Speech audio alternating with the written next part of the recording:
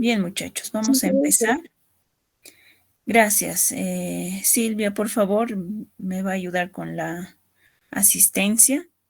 Se van llenando sus nombres en el link que se ha compartido en el chat. Bien, muchachos, hepatitis virales. Entiendo que este tema ya lo han visto en pediatría, me imagino, ¿no? Entonces, ya noción sobre este tema y ya tienen.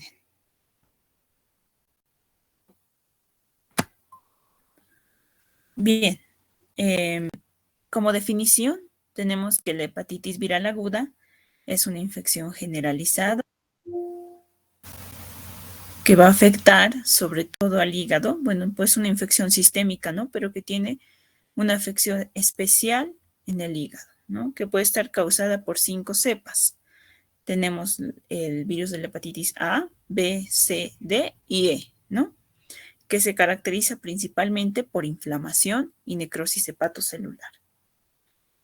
El cuadro clínico, ¿no? Que se refiere a las manifestaciones clínicas, las lesiones histológicas causadas por los diferentes agentes son prácticamente las mismas, ¿no? Muy idénticos. Y que pueden existir ciertas diferencias en el mecanismo de transmisión, periodo de incubación e inclusive algunas partes de la evolución clínica, ¿no? Que lo vamos a ir mencionando conforme vaya pasando la clase. Bien, esta es una tabla que muestra, ¿no? Ciertas características de cada virus, ¿no? Por ejemplo, tenemos el virus de la hepatitis A, que indica, ¿no? El tamaño, por ejemplo, de la partícula viral, ¿no? La morfología, eh, el genoma, la clasificación, a qué familia pertenece, los antígenos o anticuerpos, ¿no? Y ciertas observaciones en relación a los marcadores serológicos para el diagnóstico, ¿no? Esto es básicamente un resumen, ¿no? En la hepatitis B pueden ver que hay 3 tipos de partículas, ¿no? De diferente tamaño.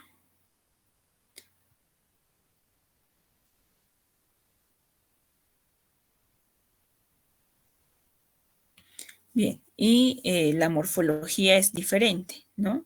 En estas partículas del virus que corresponden al virus de la hepatitis B. Después tenemos los marcadores, ¿no? Antigénicos y a su vez los anticuerpos, ¿no? Esto lo vamos a explicar en el desarrollo del virus como tal. En el de la hepatitis C tenemos, ¿no? Igual, de igual forma, las características, ¿no? El tamaño, la morfología, si presenta una envoltura, ¿no? Y de igual forma, la presencia de sus antígenos y anticuerpos con los diagnósticos, ¿no? Por ejemplo, diagnóstico en fase aguda, en fase crónica. Básicamente esta tabla es un resumen, ¿no? De igual forma, la hepatitis B, perdón, la hepatitis D y la hepatitis E, ¿no? Bien, empezando con el virus de la hepatitis A. Este virus, por lo general, condiciona una infección que es autolimitada, ¿no? O sea, no llega a la cronicidad. El principal mecanismo de transmisión va a ser fecal oral, la insuficiencia hepática que puede llegar a ser fulminante, puede ocurrir, pero en menos del 1% de los casos, ¿no? Y que la infección va a conferir inmunidad de por vida, ¿no? Y que existe la forma de prevenir la infección que es con la vacuna, ¿no? Este virus pertenece a la familia Picornaviridae del género hepatovirus, ¿no? Tiene 7 genotipos y un serotipo. Entre sus manifestaciones clínicas tenemos que el periodo de incubación es de 28 días con un rango de 15 a 50 días. Los síntomas van a ser 70% manifestándose mucho más importante en adultos y es menos frecuente en niños, sobre todo en menores de 6 años. La sintomatología, como habíamos dicho hace un momento, es muy similar a la de todos los virus de hepatitis. pueden dividirse, ¿no? De hecho, en fases, ¿no? Hay una fase que es prodrómica, ¿no? Que está caracterizada por fiebre, malestar general, anorexia, náuseas, vómitos, dolor abdominal en el cuadrante superior derecho, puede haber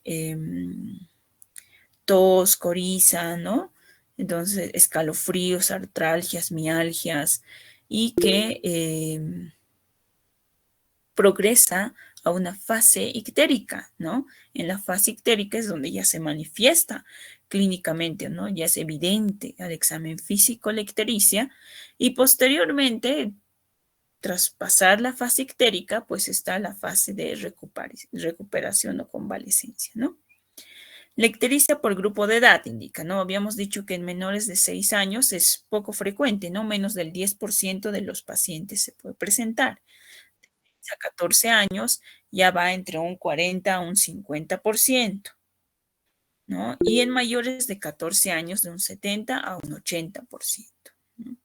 Las complicaciones, hay ciertos tipos de complicaciones que puede llegar a presentar específicamente la infección por virus de la hepatitis A, como lo es la hepatitis fulminante, ¿no? Que decíamos que en 1% de los casos se puede presentar, la hepatitis colestásica y la hepatitis recidivante, ¿no? Y que no progresa la cronicidad. Entonces, hablábamos hace un momento de estas complicaciones, ¿no? La hepatitis colestásica se caracteriza por un cuadro de ictericia que persiste, ¿no? Usualmente puede llegar a presentar o estar ictérico el paciente más de 3 meses, que ocurre en 5% de los casos y que puede estar asociado con ictericia o con prurito, perdón, con prurito, fiebre, pérdida de peso, ¿no? Oscilando de unos 2.5 a 5 kilos aproximadamente, diarrea, malestar, ¿no? Y que la bilirrubina sérica puede llegar a valores, ¿no? Que inclusive superen los 10 miligramos de decilitro, ¿no? El libro habla de 20 miligramos, inclusive puede alcanzar a llegar. La fosfatasa alcalina se encuentra elevada, ¿no? Y especialmente la característica laboratorial que va a dar lugar, ¿no? Ya a reforzar más la sospecha, ¿no? De un cuadro de hepatitis aguda es pues la elevación de las transaminasas, ¿no? Estas se pueden elevar de 5 a 15 veces, dice, ¿no? Elevarse marcadamente llegando a valores de 400 a 4000, ¿no? Unidades. Y también se puede elevar el colesterol sérico, ¿no? En la hepatitis recurrente es otro tipo de complicación que ocurre en el 10% de los pacientes, que puede estar relacionada con una recaída, ¿no? Es un paciente que cursó su cuadro agudo, pero que en las próximas semanas, ¿no? Puede pasar que pueda nuevamente presentar los síntomas. Esto puede ocurrir en los 6 meses posteriores al cuadro agudo, ¿no? Y que esto a su vez se va a acompañar de una elevación de las transaminasas, ¿no? Que pueden llegar a superar las 1000 unidades, ¿no? Y a su vez los anticuerpos séricos de igual forma, ¿no? Como por ejemplo el anticuerpo de tipo inmunoglobulina M, ¿no? Y la hepatitis autoinmune ahí figura en la diapositiva porque se dice que puede condicionar a despertar, ¿no? Una enfermedad autoinmune que por ahí estaba silente o dormida, ¿no? Entonces puede condicionar a que esta enfermedad se pueda manifestar ya. Como parte del diagnóstico está la sospecha clínica, ¿no? Con los síntomas que decíamos a un momento, ¿no? Náuseas, anorexia, fiebre, malestar, dolor abdominal, ictericia, niveles elevados de transaminasas, ¿no? Y que esto se correlaciona, ¿no? Y que se solicitan los anticuerpos, ¿no? En este caso, si estamos hablando de una infección aguda, va a ser pues la inmunoglobulina M, ¿no? Entonces, tenemos que en el caso de una infección aguda por virus de la hepatitis A, vamos a tener anticuerpos totales positivos, pero esto va a ser del tipo IgM, ¿no? En una infección pasada o vacuna, va a existir anticuerpos positivos, pero esto está más relacionada con el anticuerpo de tipo IgG, ¿no? Y este va a llegar a persistir a lo largo, o sea, indefinidamente, ¿no? Y aquel paciente que nunca ha cursado con la infección o no está vacunado, entonces, en este caso no se observa, ¿no? Ninguno de los marcadores, ¿no? Pero básicamente en el diagnóstico de la infección por virus de la hepatitis A solamente tenemos a los anticuerpos de tipo IgM e IgG. Bien, esta imagen muestra, ¿no? Cómo la relación entre la elevación de los marcadores, de los anticuerpos, del virus, ¿no? Se dice que eh, cuando existe la presencia del virus en las heces, en la sangre, en la bilis, ¿no? Y empieza a descender, y esto está en relación a la aparición del anticuerpo de tipo IgM, ¿no? Que puede ocurrir en las 3, 4 semanas posterior a la infección, ¿no?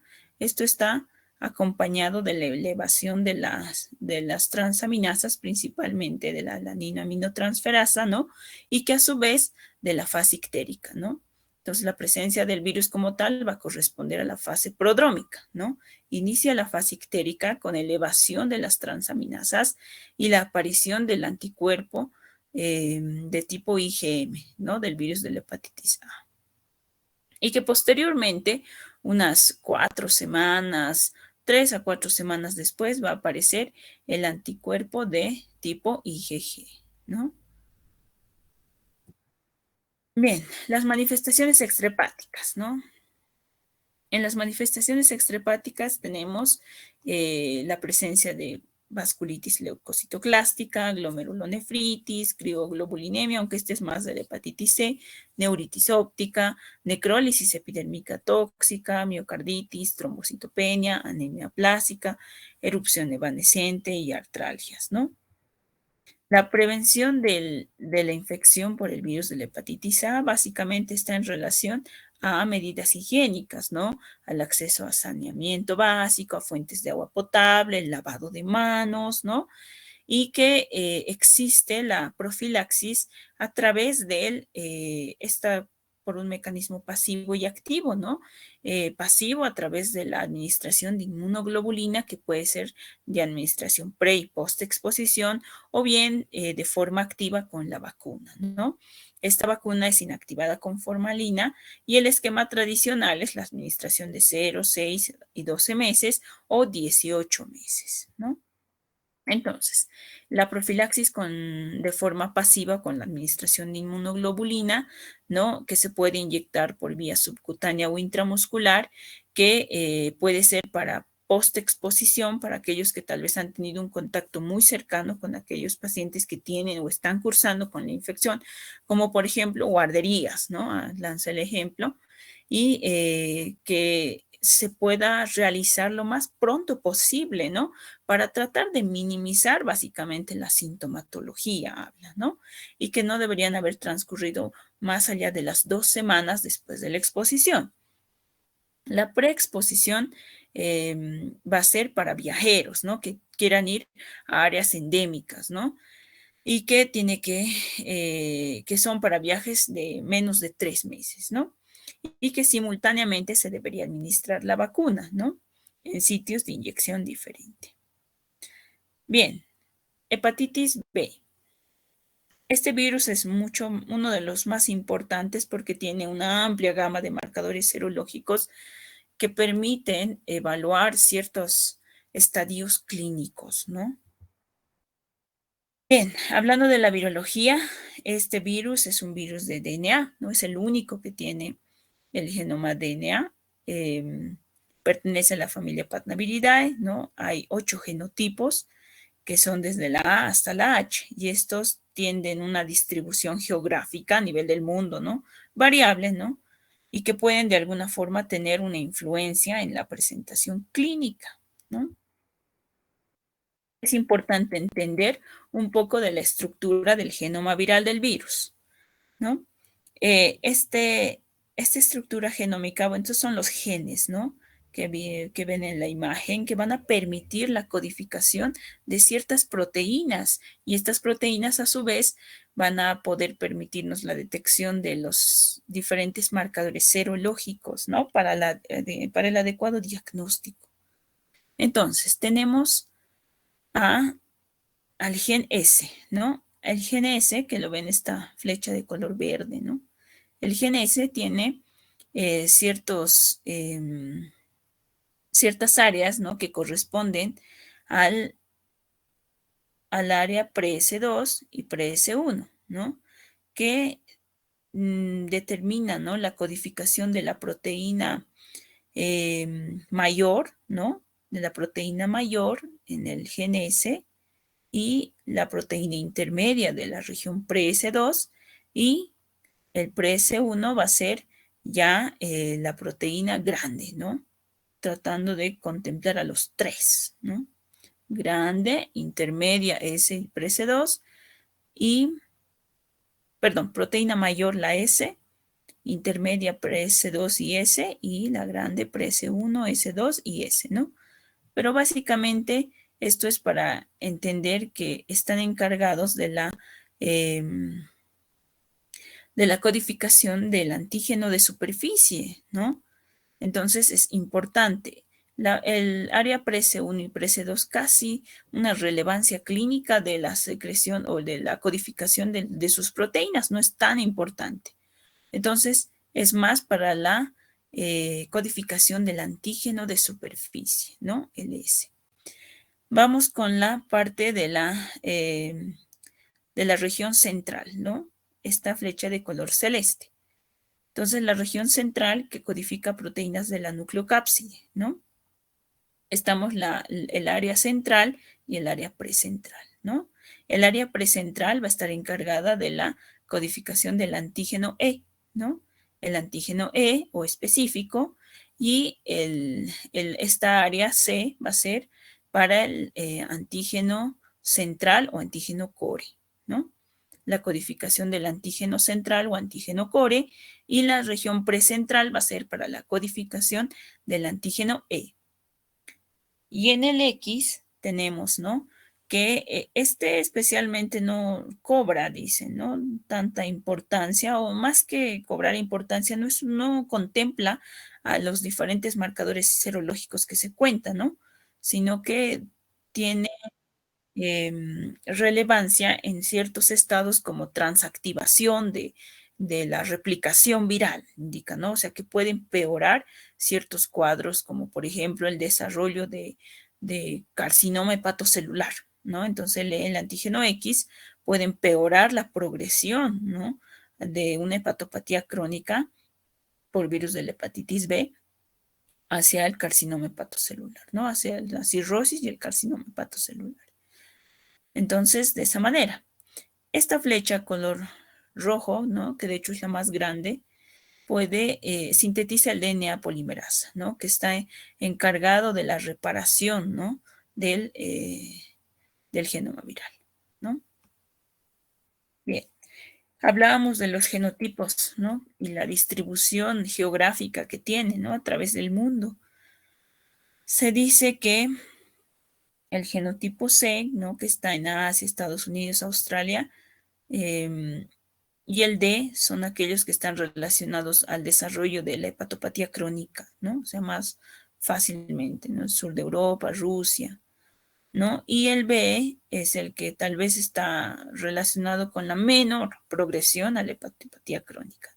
En América del Sur predomina el genotipo F, ¿no?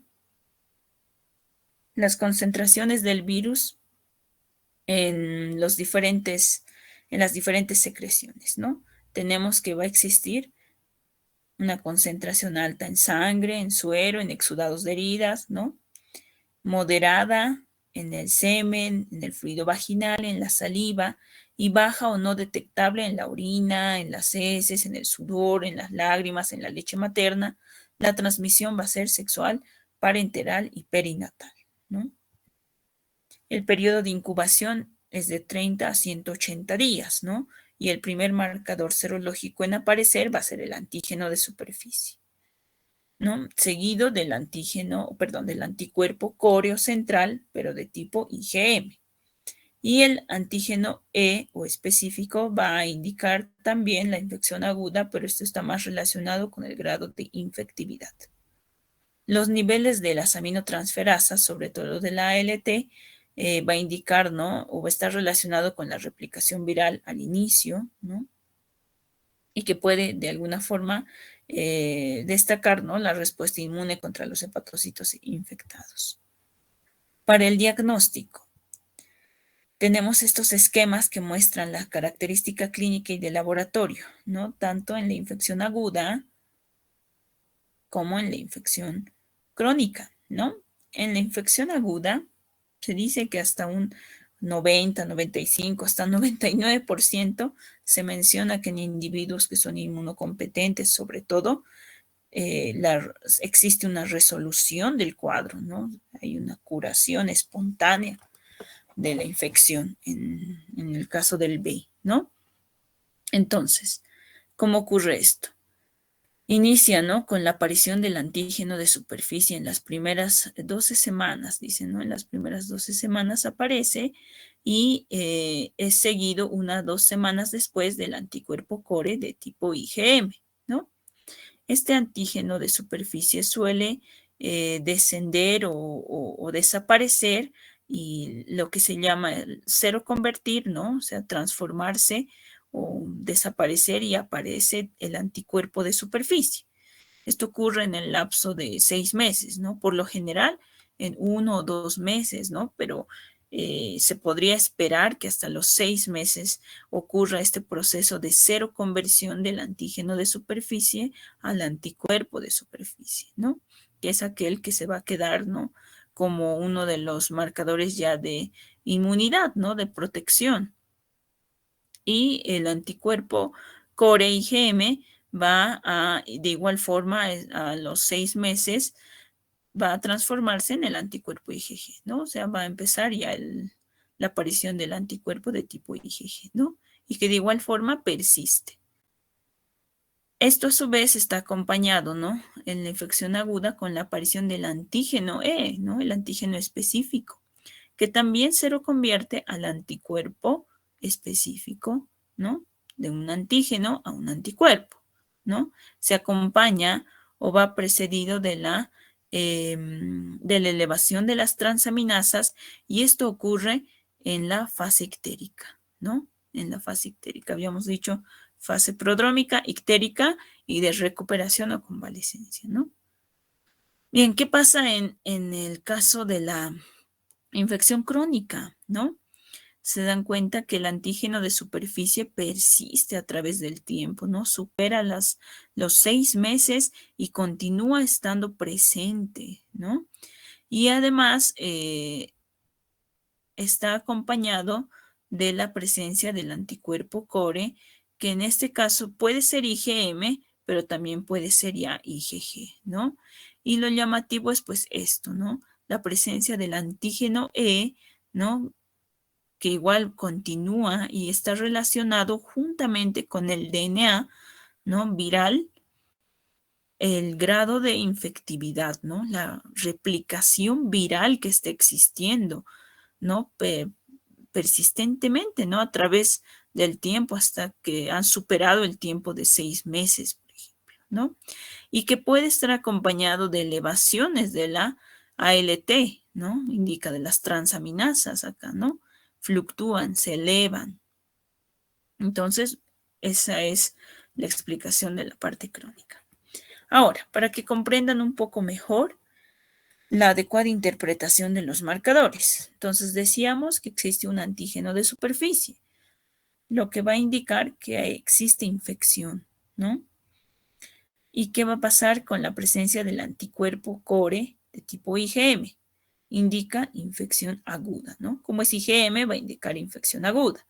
El core o central, ¿no? Indica el contacto que ha habido. Ha existido el contacto con el virus, ¿no? El de superficie va a indicar infección. El coreo central va a indicar el contacto, que es agudo, IgM, o crónico, si es IgG, ¿no? Por eso les decía aquí la exposición, el contacto que ha habido. La presencia del anticuerpo de superficie ya va a indicar la resolución de la enfermedad y la inmunidad, ¿no? Y el antígeno específico va a indicar replicación viral, ¿no? Y eso es lo que les decía, juntamente con el ADN va a indicar replicación viral. Entonces, aquí sale el cuadrito de interpretación de las pruebas serológicas. Entonces, tenemos en esta parte el antígeno de superficie, ¿no? El anticuerpo de superficie, ven que dice antígeno, anticuerpo, ¿no? Anticuerpo córeo central, ¿no? Córeo central. Antígeno E y anticuerpo E. ¿Cuál nos faltaría en estas columnas, ¿no? Si cada uno tiene su antígeno y su anticuerpo, nos faltaría pues el antígeno core, ¿no? ¿Dónde está el antígeno core? Porque solamente se lo contempla el anticuerpo, ¿no? Entonces se dice que el antígeno core solamente se puede visualizar en las biopsias hepáticas, ¿no? Con tinciones específicas, porque por lo general está recubierto del antígeno de superficie. Entonces, nunca se lo va a encontrar como marcador serológico, ¿no? Simplemente vamos a tener al anticuerpo nada más, ¿no? Entonces, para la interpretación, tenemos en el caso de la hepatitis aguda de alta infectividad, ¿no? Hepatitis aguda, ¿no? ¿Qué vamos a tener positivo? El antígeno de superficie, ¿no? Después tenemos el core porque ha habido el contacto y exposición, ¿no?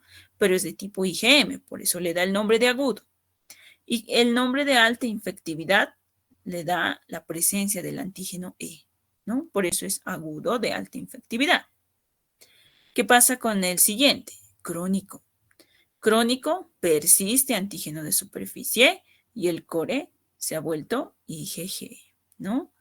Alta infectividad, continúa un antígeno E, replicación viral, ¿no? Después, otros estadios clínicos para que puedan comprender mejor y evitar confusión. Por ejemplo, tenemos esto, recuperación de la hepatitis B, ¿no? Recuperación. Esto está marcado por la seroconversión, ¿no? El antígeno de superficie es negativo y es positivo el anticuerpo, ¿no? Y el core, porque ha habido exposición, ¿no? Ha habido contacto, entonces es de tipo IgG, ¿no? Y que puede haber inclusive la seroconversión del antígeno E, pero la más importante va a ser del anticuerpo de superficie, ¿no? Por eso este es positivo, negativo el anticuerpo E. Después, tenemos a la inmunización, ¿no? La vacuna. Después de la vacunación, tenemos solamente el anticuerpo de superficie, ¿no? No ha habido contacto o exposición con el virus vivo, ¿no? Entonces, solamente tenemos el anticuerpo de superficie, ¿no? Después, las otras interpretaciones son un poco más complejas, ¿no? Porque habla de una hepatitis aguda tardía o crónica de baja infectividad, ¿no? Bueno, esto ya se puede comprender mejor porque está relacionado con el anticuerpo E, ¿no? Por eso es de baja infectividad, pero también puede estar en relación a la presencia de cepas mutantes, ¿no? Por eso habla de mutante precentral, dice, ¿no? Cuando hay un anticuerpo E, dice, ¿no? No hay antígeno E, dice. Pero creo que rara vez se puede presentar, dice, ¿no? Entonces, es como que más confuso, ¿no? Me parece más importante que ustedes entiendan la infección aguda, la infección crónica, la recuperación y el estado de vacunación, ¿no? Bien, la progresión, porque habíamos dicho que este virus puede progresar a la cronicidad, aunque la proporción en realidad es baja, ¿no? Porque hasta el 90% se puede espontáneamente recuperar, ¿no? Pero hay una pequeña proporción de pacientes que no ocurre, ¿no? Y esto está en relación a factores tanto del hospedero, del virus o bien otros factores, ¿no? Como por ejemplo del hospedero, la edad al momento de la infección, el sexo masculino, el estado inmune, ¿no?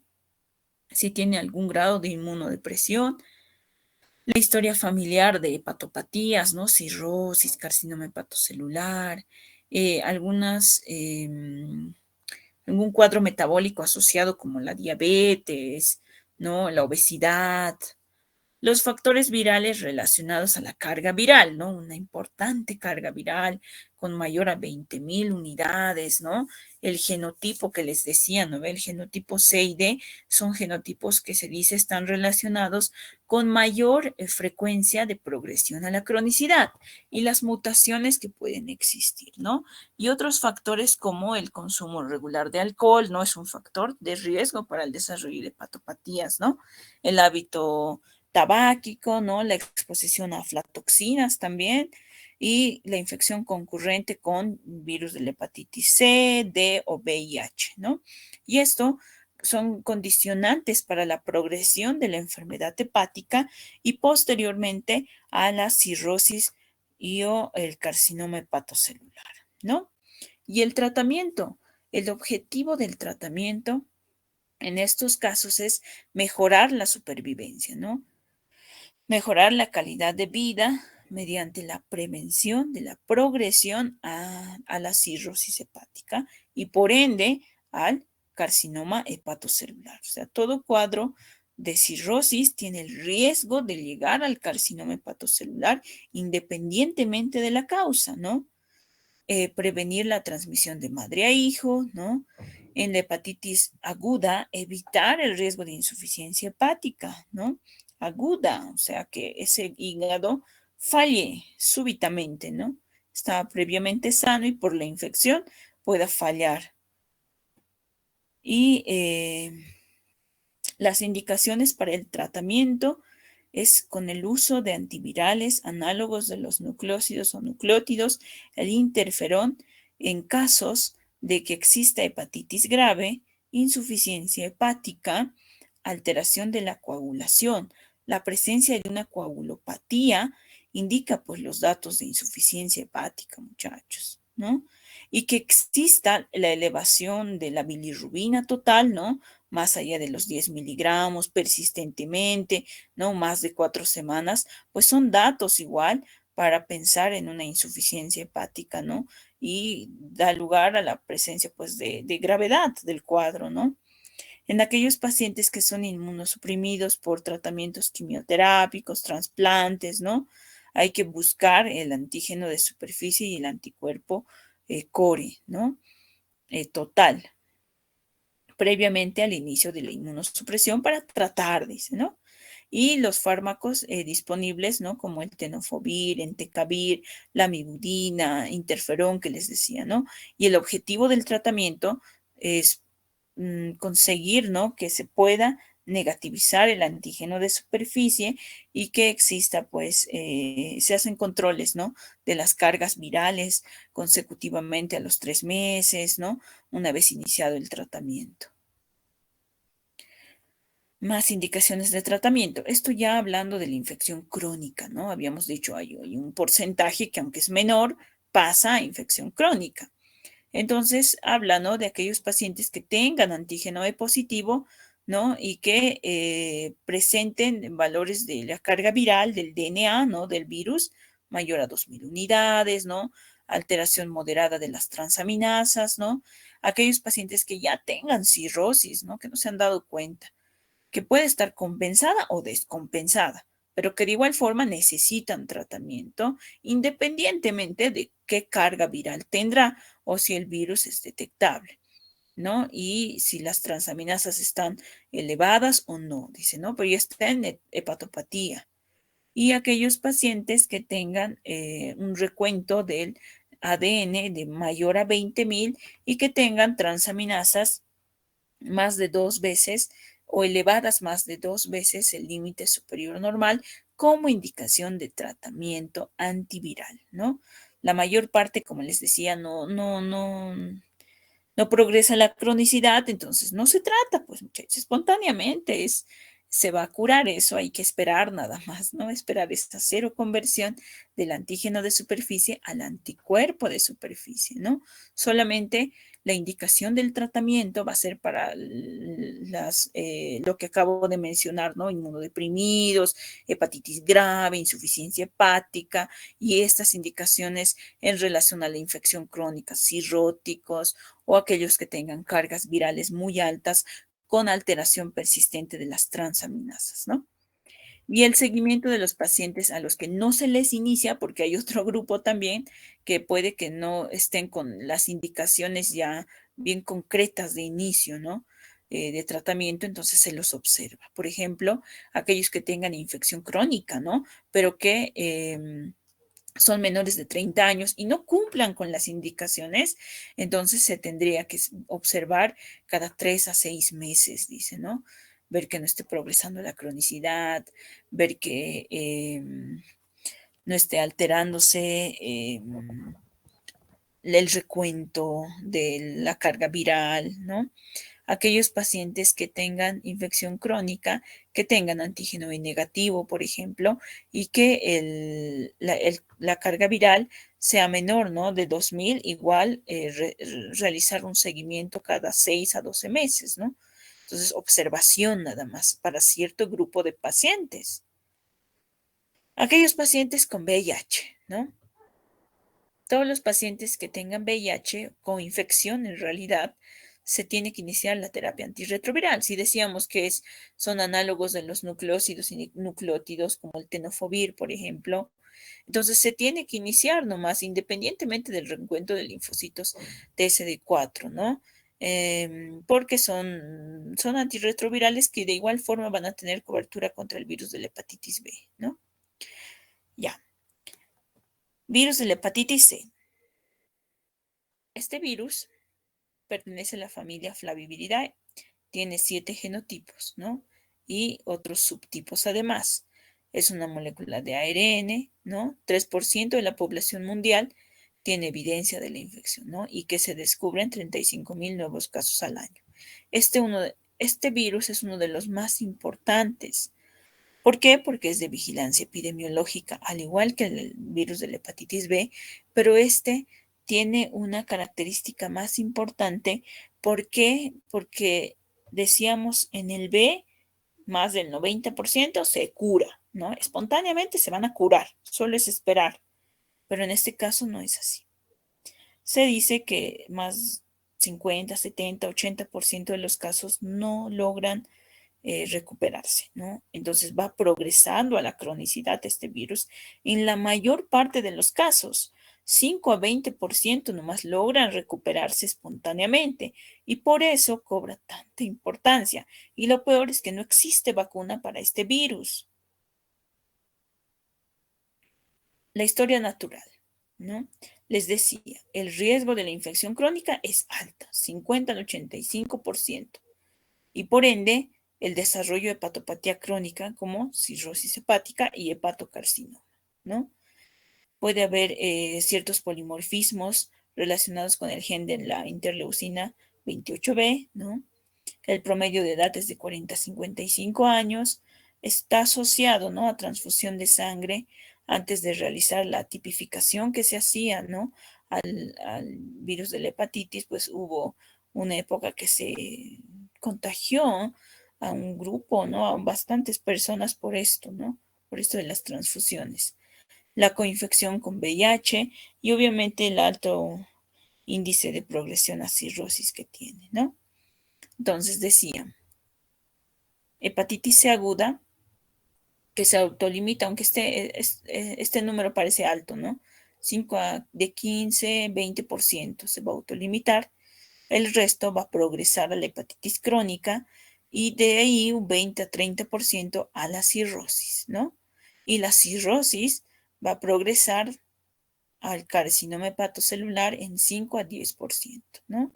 Y el otro restante, pues a una cirrosis descompensada, ¿no?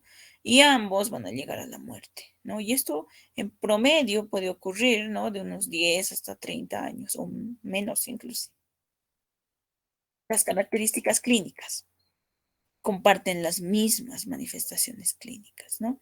Náuseas, diarrea, dolor abdominal, anorexia, mialgias, artralgias, pérdida de peso y existen manifestaciones extrahepáticas, como la crioglobulinemia mixta esencial, ¿no? Que esto está relacionada con inmunocomplejos, ¿no? El linfoma, glomerulonefritis membranoproliferativa, tiroiditis, porfiria cutánea y líquen plano, ¿no? Como manifestaciones extrahepáticas de hepatitis C. La serología.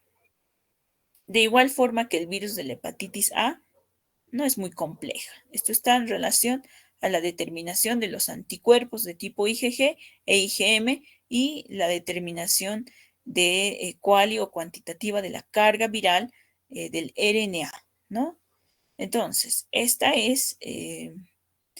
imagen va a mostrar, la primera imagen muestra, ¿no? La aparición de la ARN del virus, ¿no?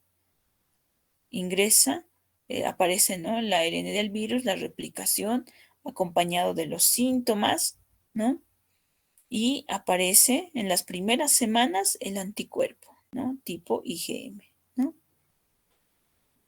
Y de igual forma acompañado de la elevación de las transaminasas, ¿no? En la infección que progresa a la cronicidad, ocurre, ¿no? La presencia del ARN viral, ¿no? Acompañado de la elevación o seguido de la elevación de las transaminasas, ¿no? Y la aparición del anticuerpo del virus de la hepatitis C, ¿no? Que progresa, pues, ¿no? Persiste el RNA más allá de los 6 meses y ya es considerado, ¿no? Una infección crónica, ¿no? Continúa la presencia del virus y de igual forma el anticuerpo. Para el diagnóstico, existen métodos indirectos y directos. Los indirectos para la determinación de anticuerpos de tipo IgG-IgM por medio de métodos como la ELISA o el Rivalía, ¿no?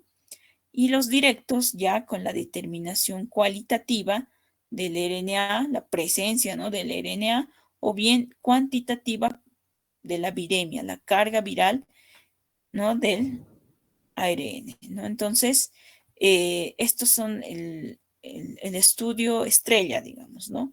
Para confirmar si realmente existe la infección, porque a veces pueden haber falsos positivos, ¿no?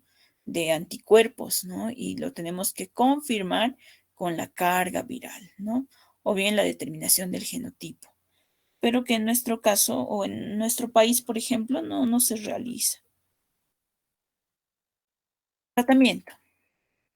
Se tiene que realizar a todo paciente que tenga hepatitis aguda, porque sabemos que la progresión a la cronicidad es alta, ¿no? Es muy alta.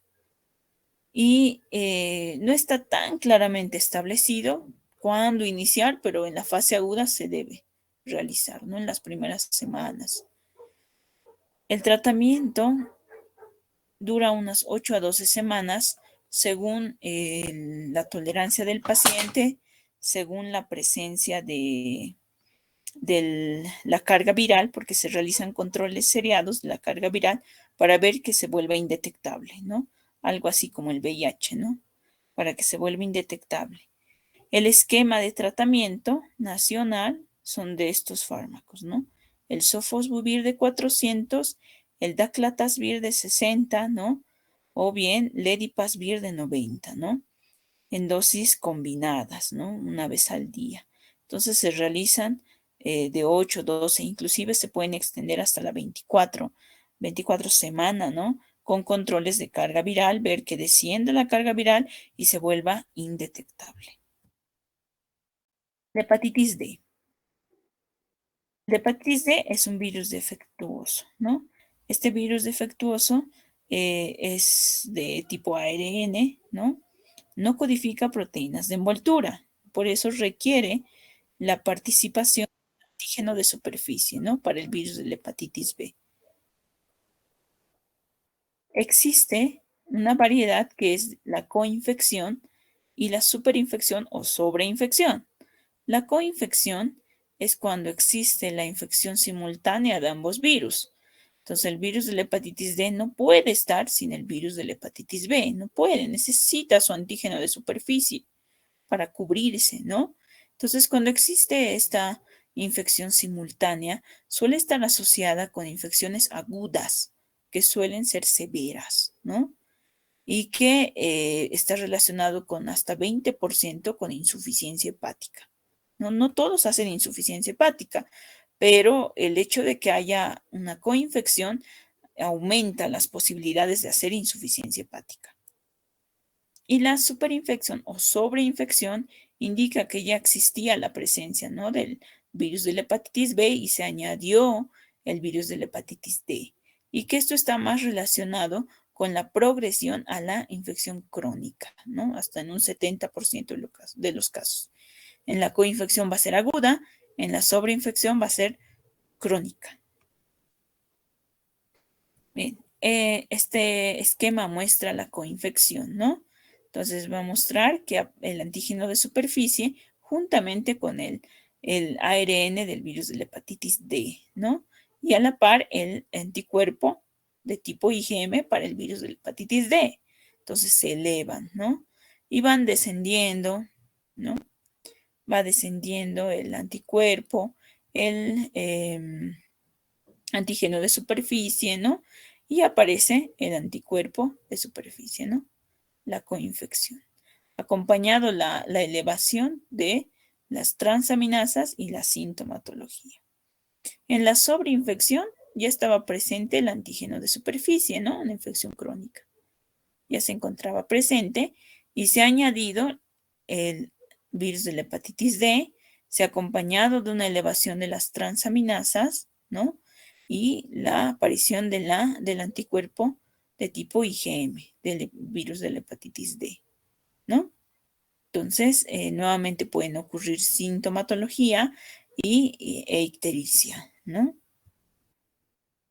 Bien, ¿en quiénes se debe considerar la infección de este virus, no? En aquellos que tengan el antígeno de superficie positivo y que pertenecen a ciertos grupos de riesgo, ¿no?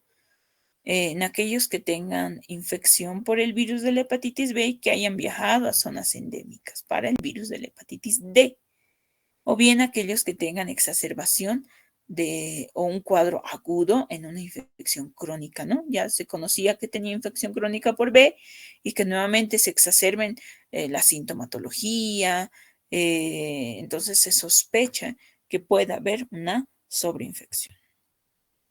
Hepatitis E. En la hepatitis E, esto está más en relación, bueno, es un género herpes virus, es del tipo RNA, tiene 4 genotipos, 24 subtipos, ¿no? El periodo de incubación es de promedio 40 días, ¿no? Va desde 15 a 60 días. Proporción caso-fatalidad, ¿no? Puede llegar a generar insuficiencia hepática aguda en 1 a 3% de los casos, ¿no? Pero que se aumenta más, ¿no? 15 a 25% de los casos en embarazadas, ¿no? Y que la severidad va a incrementar con la edad. Secuelas crónicas, por lo general, no está descrito, al igual que la A, ¿no? Pero que se ha visto evidencia de infección crónica inmunodeprimidos, ¿no?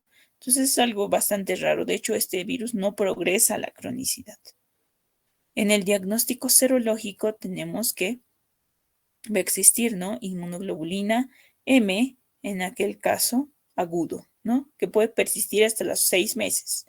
Y que la inmunoglobulina G, ¿no? Puede estar concomitante con la IgM o bien persistir indefinidamente, ¿no? Y laboratorialmente, pues se va a alterar las transaminasas, sobre todo la ALT, ¿no? La prevención. Este virus, al igual que el A y el B, presenta una vacuna, ¿no? Esta vacuna recombinante, ¿no? Corresponde a una proteína de la cápside, ¿no? Su esquema es de 3 dosis al día 0, 1 y a los 6 meses, pero que solamente se aplica en China, ¿no? Bien, muchachos, ya para terminar. Este esquema muestra el resumen de el tiempo de incubación, el comienzo, la edad, la transmisión, ¿no? Si es fecal oral, percutánea, perinatal, sexual, ¿no? La clínica, si es leve, si es grave, moderada, ¿no? Y la profilaxis, ya sea de forma activa o pasiva, ¿no? El tratamiento de los diferentes tipos de virus, ¿no? Es muy completo el resumen, ¿no? Decíamos, ¿no? Para el virus de la hepatitis B, el interferón, la mibudina, adefovir, entecavir, tenofovir, telbibudina, ¿no? En el C, el interferón pegilado, la ribavirina, sofosbuvir, ledipasvir, ¿no? El esquema nacional que tenemos, ¿no? El virus de la hepatitis D, el interferón pegilado, ¿no? Y el E, al igual que la A, no tienen un tratamiento específico porque básicamente son virus que no progresan a la cronicidad y que tienen resolución espontánea, ¿no? Bien, entonces en esto sí necesito que participen, ¿ya? Esto es ciertos marcadores serológicos en relación a la hepatitis B, ¿no? Entonces, a ver, el primer, el primer ejercicio indica, ¿no? Que existe un antígeno de superficie negativo, un anticuerpo córeo central negativo, anticuerpo de superficie negativo. ¿Qué sería? ¿Qué entidad clínica sería? ¿Ver?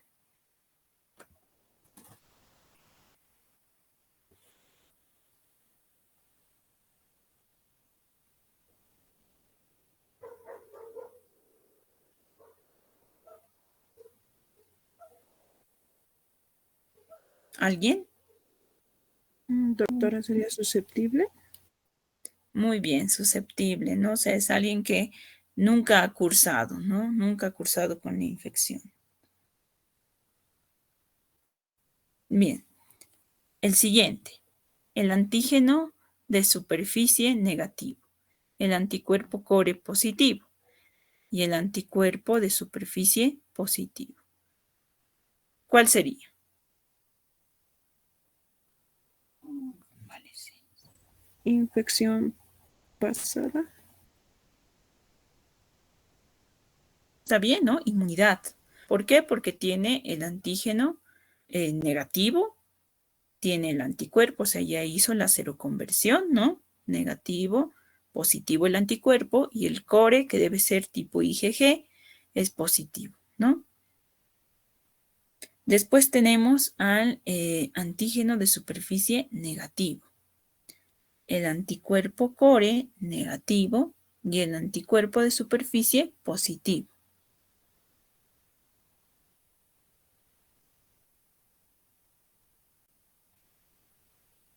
¿Qué piensan que puede ser?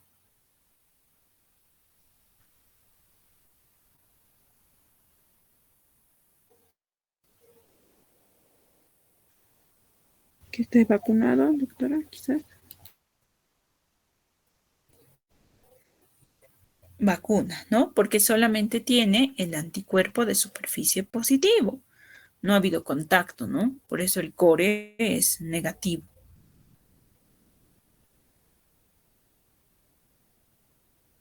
Y finalmente, perdón, el siguiente indica, ¿no? El antígeno de superficie positivo. El anticuerpo es positivo core, pero de tipo IgM. Y el anticuerpo de superficie es negativo. ¿Cuál es la interpretación?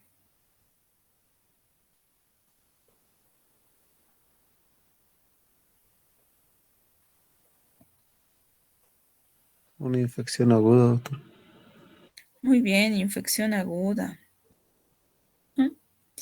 Y el siguiente es antígeno de superficie positivo, anticuerpo core positivo de tipo IgM, perdón, el anticuerpo core es positivo, pero debe ser de tipo IgG, porque el IgM es negativo. Y el anticuerpo de superficie es negativo, ¿no? Entonces, ¿qué sería esto? Infección crónica, doctora. infección crónica, ¿no? Antígeno de superficie y anticore IgG, ¿no?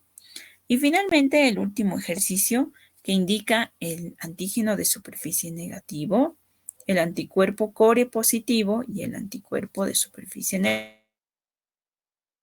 negativo. Entonces, ¿qué pasa en estos casos? Dice, ¿no?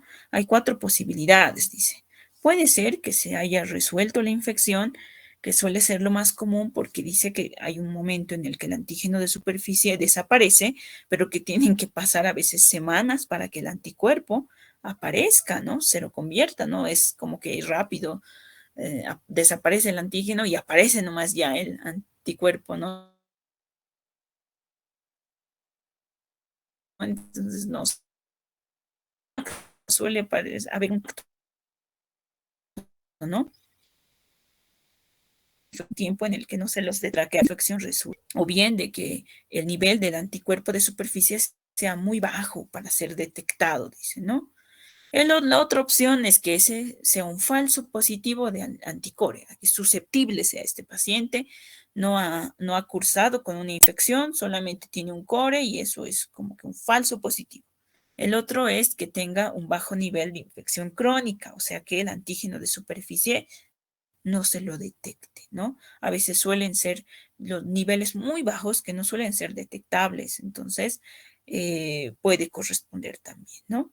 Y el otro en proceso de mejoría de infección aguda, ¿no? Lo que les decía hace un momento. Entonces puede haber diferentes explicaciones, pero los anteriores ejemplos creo que son más claros para que puedan comprender los diferentes o las diferentes entidades. Y a ver, una última pregunta. ¿Qué antígeno o qué marcador va a determinar el grado de infectividad? A ver.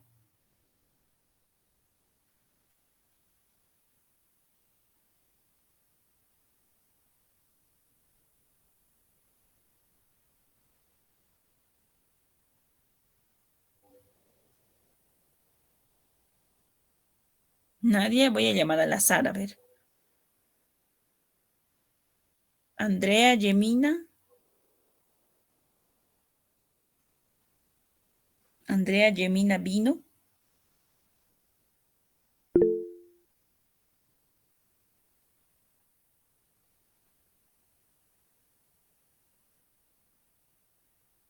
A ver, Freddy Buenas noches, Plata. doctora. ¿El antígeno de superficie, doctora?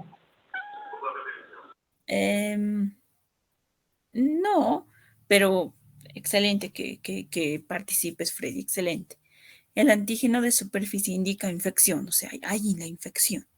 El core va a indicar, o central, ¿no? La C, el contacto, la exposición, ¿no?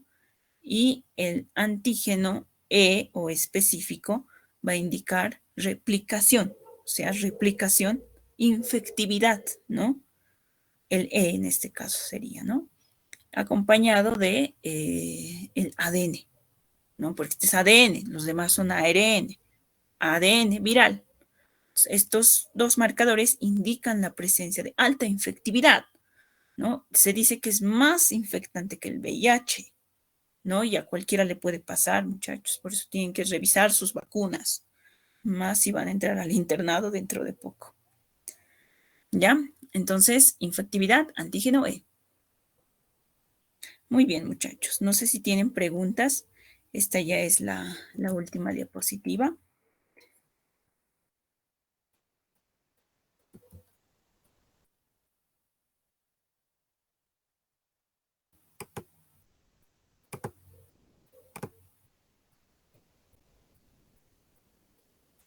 ¿Preguntas, muchachos?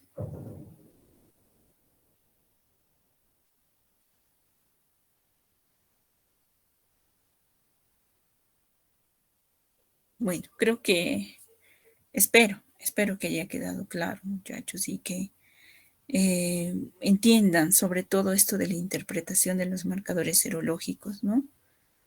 Para que puedan aplicarlo, pues, en la vida profesional. ¿Ya? Muy bien, muchachos, creo que eso es todo por hoy. Por favor, Silvia, me pueda extender la lista de asistencia y si no hay más preguntas, nos vemos en la siguiente clase teórica. Gracias, doctora.